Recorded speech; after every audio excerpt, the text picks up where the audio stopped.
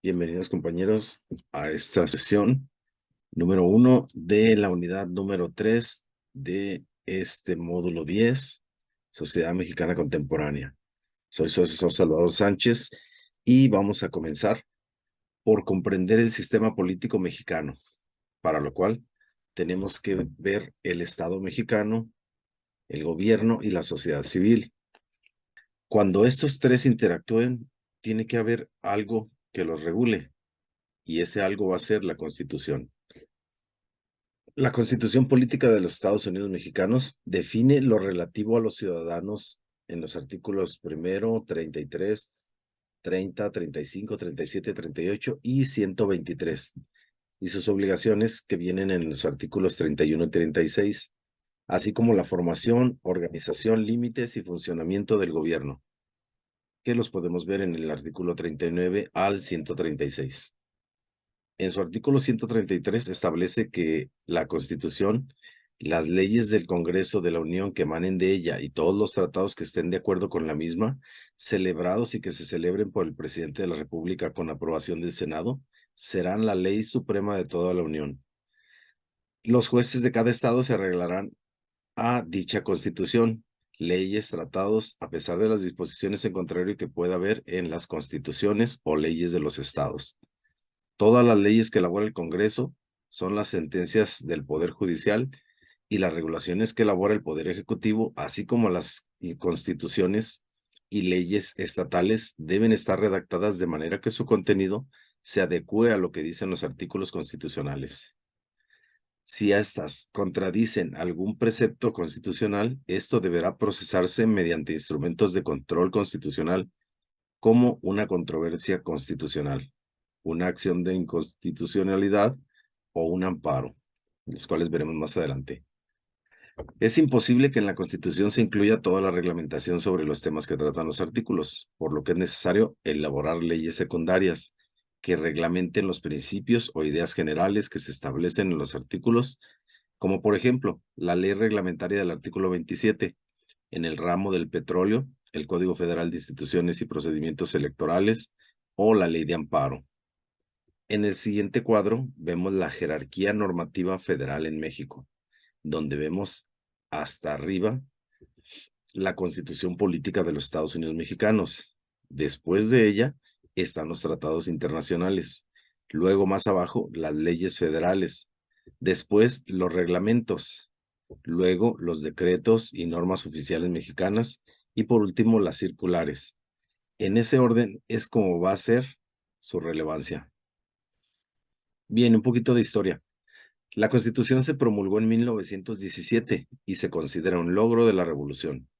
Entre los factores económicos que influyeron en su promulgación, destacan la lucha por el petróleo mexicano que protagonizaron Inglaterra y Estados Unidos, una depresión económica devastadora y un sistema de impuestos muy injusto, aunque el gobierno de Porfirio Díaz había logrado sanear las finanzas del Estado e impulsar el desarrollo de la empresa mexicana. Los salarios de los trabajadores eran raquíticos e iban perdiendo su poder adquisitivo, especialmente después de la crisis de 1907. Sumado a esto, el sistema de impuestos cobraba pocos impuestos a los ricos y muchos a los pobres y a la clase media. Un ganadero, un peluquero o un artesano pagaban más impuestos que los terratenientes o los empresarios. Entre los factores sociales que influyeron en el crecimiento de la Carta Magna destacan la expropiación de las tierras a los pequeños propietarios campesinos y la represión sistemática de los movimientos populares, en particular los obreros y los indígenas. Durante el gobierno de Porfirio Díaz se implementó una política sistemática de expropiación de tierras para la construcción de vías ferroviarias y la integración de grandes latifundios. De esta manera, la población que era predominantemente rural en el país se veía privada de su medio de subsistencia. Por otra parte, la política del general Díaz en cuanto a las huelgas y protestas sociales se fue volviendo más agresiva. Casos paradigmáticos de esto son los de las huelgas de Cananea y Río Blanco y el trato a la población yaqui de Sonora. Entre los factores políticos que destabilizaron al régimen destacan tres: la edad de Porfirio Díaz, la poca movilidad de los puestos públicos y políticos y el fraude electoral sistemático. Por una parte, Porfirio Díaz ya había cumplido 80 años cuando estalló la revolución, lo que implicó que de pronto el cargo de presidente de la República iba a quedar vacío, ya fuera porque él se retirara o porque falleciera. Este hecho generó tensiones entre los distintos grupos de poder, quienes peleaban la silla de Porfirio Díaz. Además, aún dentro de la misma cúpula política, la gran parte de los puestos públicos de importancia estaban concentrados cada vez más en las manos del que se perfilaba como el nuevo predilecto del general Díaz.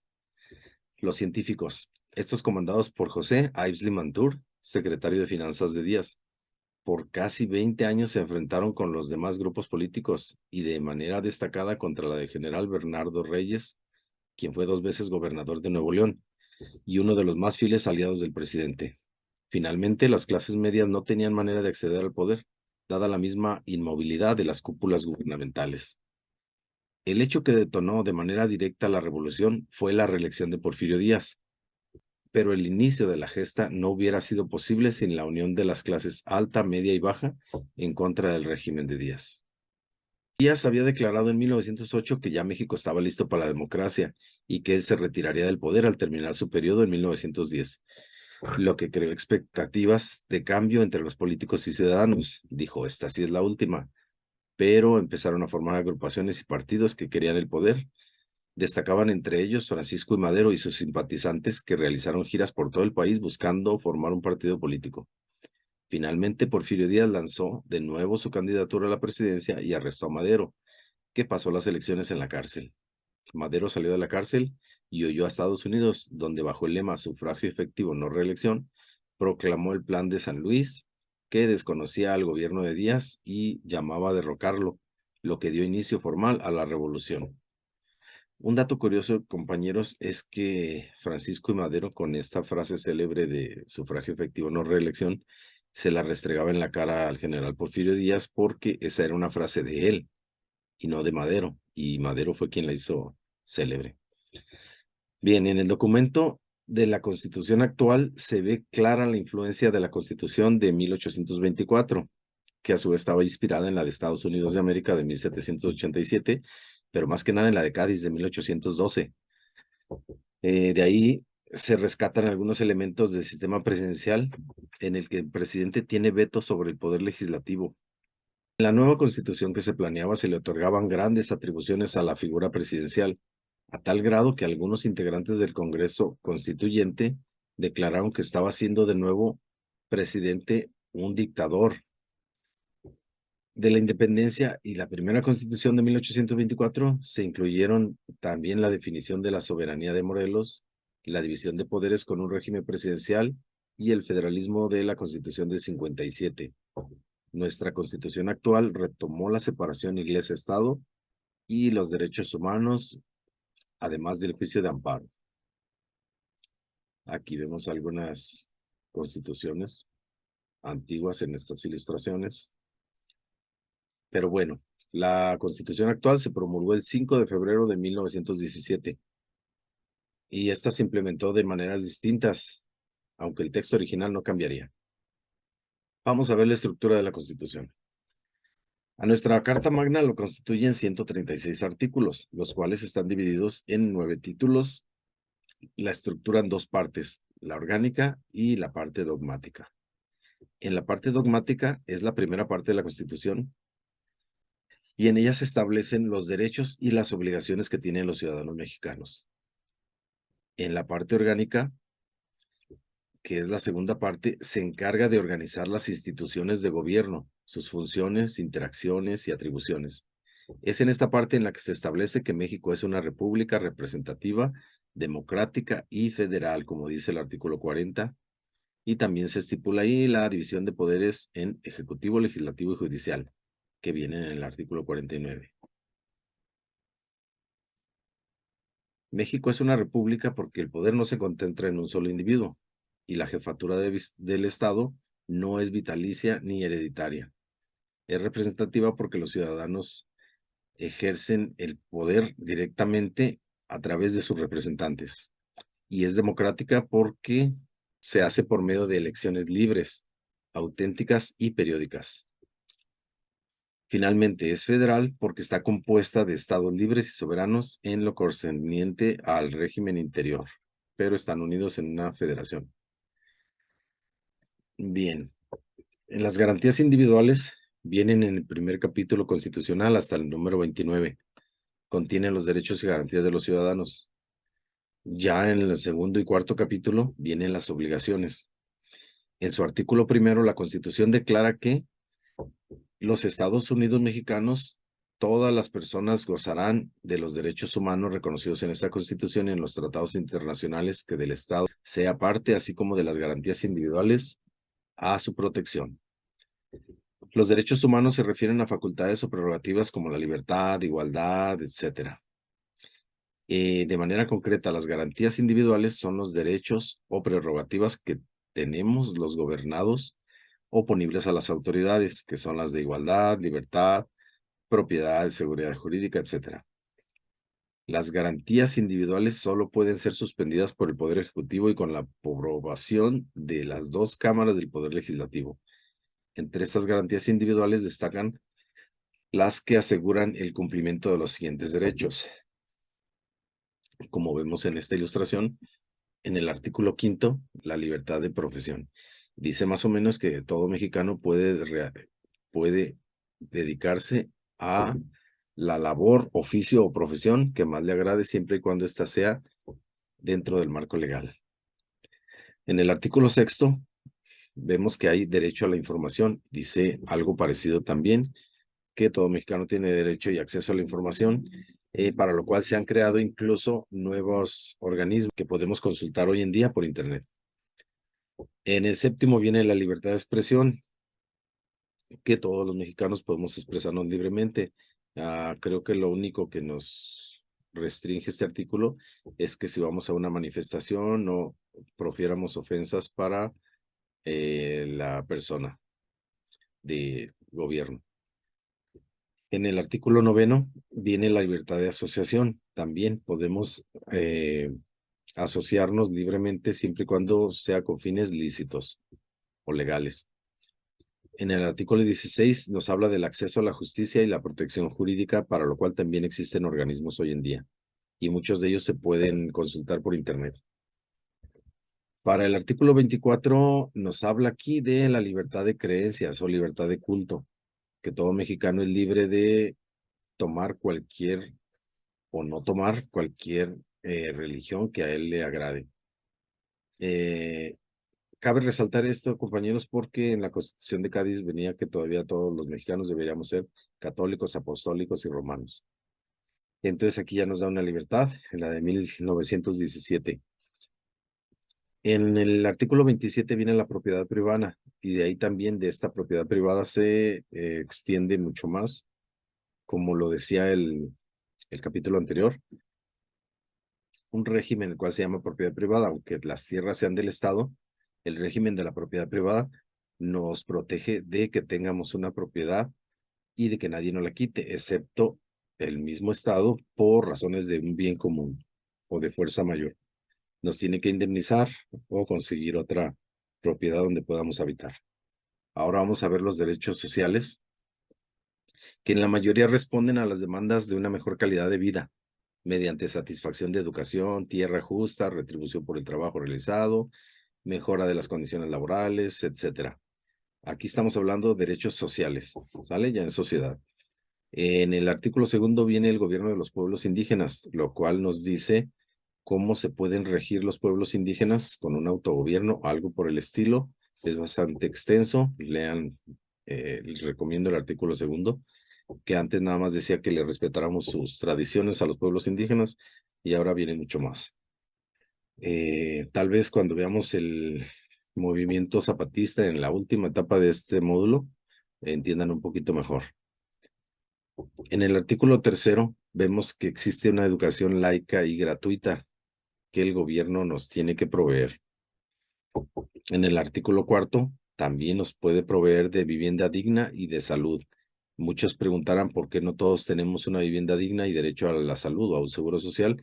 Pues porque esto se consigue obteniendo un trabajo constante en donde se nos provea de Seguro Social e Infonavit, que son derechos de los trabajadores, y viene en el artículo 123. Bien, en el artículo 27 habla de las propiedades de tierras y de este reparto agrario, de los ejidos y de las propiedades comunitarias, etcétera. En el artículo 123 es también otra extensión que se hace, una ley completa en otro libro, que es parte de la misma Constitución, y ahí vienen todos los derechos laborales. El derecho a descansar el domingo, el derecho a vacaciones, el derecho a huelga, el derecho, aguinaldo, reparto de utilidades, incapacidades, etcétera. Además de todo lo que vemos aquí, si un ciudadano considerara que alguna de las garantías no ha sido respetada por las autoridades, puede interponer ante el Poder Judicial un juicio de amparo. Este es un mecanismo que en la Constitución establece en los artículos 103 y 107 para proteger las garantías individuales. Este recurso fue modificado a mediados de 2011. Ahora los efectos de un juicio de amparo ya pueden aplicarse a todos los ciudadanos, siempre y cuando no se trate de materias fiscales. Es importante aclarar que el juicio de amparo solamente procede contra los autos de las autoridades que infrinjan alguna garantía individual y no se admite contra actos entre particulares. Bien, además de estos derechos, también la Constitución establece que hay obligaciones para los ciudadanos. El ciudadano debe cumplir con estas, como lo establece el artículo 38. Y nos dice por qué se pueden suspender. Se suspenden por falta de cumplimiento sin causa justificada de cualquiera de las obligaciones que pone el artículo 36, perdón. Por ejemplo, dice que debe de inscribirse todo ciudadano en el catastro y en el registro nacional. Por ejemplo, en sacar su IFE, ¿sí? Tener una credencial para votar. Y con esta misma votar en las elecciones, es lo que nos dice el artículo 36. La inviolabilidad de la Constitución y procedimientos de reforma. Para que pueda reformarse la Constitución, es necesario un procedimiento que requiere de mayoría calificada.